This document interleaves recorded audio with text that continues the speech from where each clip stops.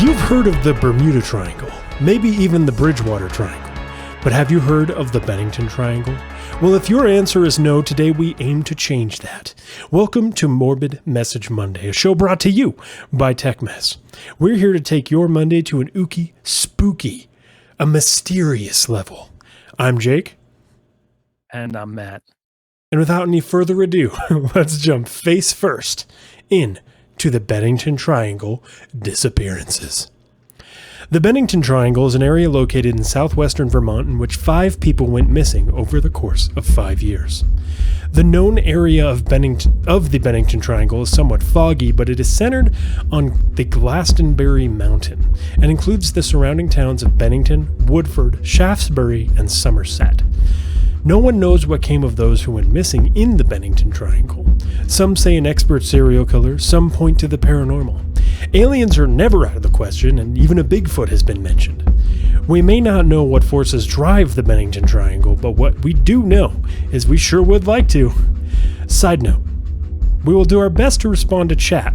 However, this is a very scripted episode, and we want to stick to the material as much as possible.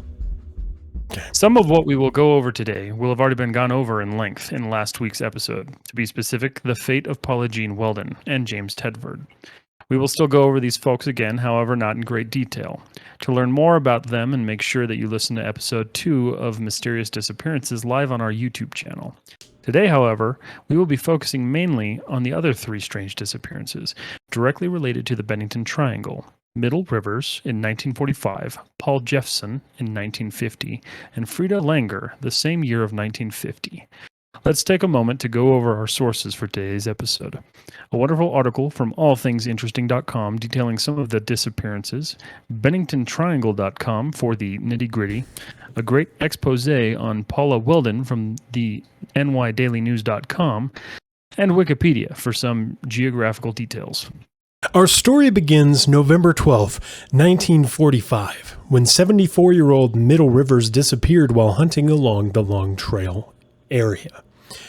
Specifically to an area known as Hell Hollow in the southwest woods of Glastonbury. Rivers was guiding a group of 4 hunters up the mountain. On the way back down, Rivers got ahead of the group and was never seen again. There were extensive searches conducted, but the only evidence ever found of Rivers was a single rifle cartridge that was found in a stream. After 8 days, they stopped searching. Many speculate that Rivers leaned over the stream and the cartridge fell from his pocket, leading it to be a rather insignificant clue to his whereabouts. Rivers was an experienced hunter and a fisherman. He knew the local area quite well. Some held hope that Rivers, being an experienced hunter, would wind back up in town. That never happened. We may never know what happened to the Middle Rivers. But I would say a serious candidate here is Bigfoot. Who will we leave for another episode? Our second and perhaps most well-known disappearance is that of Paula Weldon, an 18-year-old college student who on December 1st, 1946, went for a hike after a long day of work in the school's dining hall and never returned. She was last seen in a red parka and jeans. Not enough to brave the winters of Vermont, hikers reported seeing a girl who fit her description braving the long trail, yes, the very same, at 4 p.m. The same day, however, nothing could be confirmed.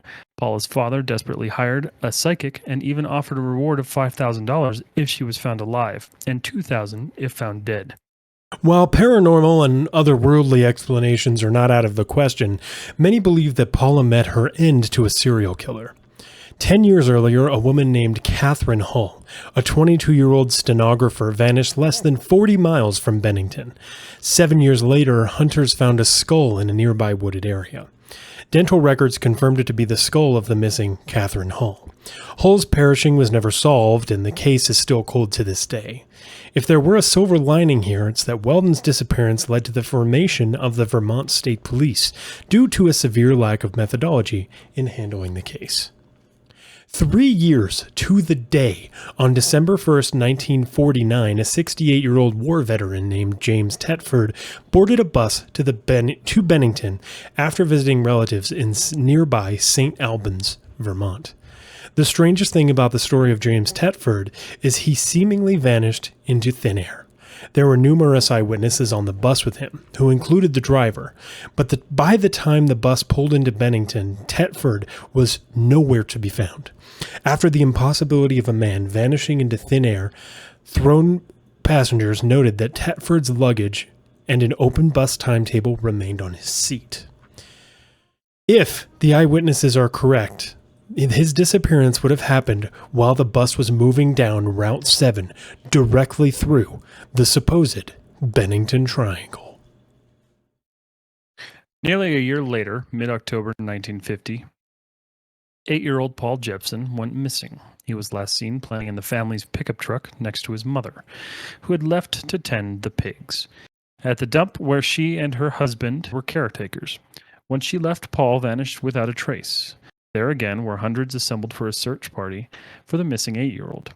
This led nowhere, unfortunately, and in fact the only sign of the boy was when a bloodhound brought in by a local sheriff was able to pick up his scent, only to lose it abruptly at a nearby crossroads, leading investigators to believe a possible abduction by a nearby driver. While there are many possibilities as to what happened to Jepson, one of the more gruesome is the theory that his parents brought him to his untimely demise and fed him to the very pigs that they caretook. There is, however, no evidence to support this theory, and therefore, more than likely, not the case. What was said, however, by the boy's father was the lure of the mountains pulled in his missing son, as Jepson had talked of nothing else for days prior to him going missing. Jepson's body was never found, and the case remains open to this day. Only 2 weeks later, 53-year-old Frieda Langer, who was an experienced hiker, survivalist, and was very familiar with the area, went missing in the Somerset area of the Long Trail, bordering East Glastonbury. Yeah, the Long Trail. Big stuff going on the Long Trail here, folks. You have to avoid that trail. You gots to. Frieda was last seen after hiking a half a mile with her cousin Herbert Eisner. She fell into a stream and set back to their camp to change her damp clothes. Eisner pushed forward. Her husband was back at the camp with a hurt knee. He nor her cousin ever saw her again. Helicopters from Connecticut Coast Guard and the Army, as well as local citizens' aircrafts and the Vermont Aeronautics Commission, helped in searching for Langer.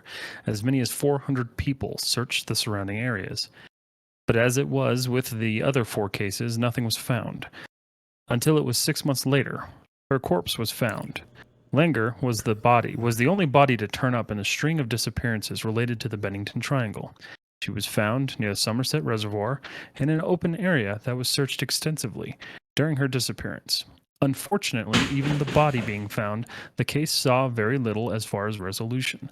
The body had decayed so badly that no cause of death was ever determined, and that ends the story as we know it of the Bennington Triangle. So that is the disappearances of the Bennington Triangle. Starting with Middle Rivers and ending. Because, okay, there was more to this, but thus far, the biggest slew of disappearances happened in this 1946 to 1951, because her body was found in 1951 era. Right. The interesting thing about Langer is, like Matt said, her body was found in an area that had been searched very, very extensively. I mean, like super duper heavily searched. And yeah, there's a lot of speculation here. Now, the story of the Bennington Triangle is a strange one. Many believe that the disappearances were the work of either UFOs or a Bigfoot known as the Bennington Monster. We will go more in depth on the Bennington Monster in our Bigfoot episode coming up soon. There is the thought, of course, that a predatory serial killer is responsible for the disappearances. However, there is very little evidence to support these claims, especially considering the lack of usual serial killer patterns. The only known similarities of the well-documented cases are the time in which they went missing, anywhere from 3 p.m. to 4 p.m., the proximity to one another being pretty close, and the time of year they were all last seen, all within the last 3 months of the year, anywhere from October to December. The most recent occurrences in the Bennington Triangle are a plane crash, a lost hiker who lived to tell the tale, terror-inducing voices on dead air radio, and sightings of a mysterious figure. We will cover those and the Bennington Monster next week for the conclusion of the Bennington Triangle.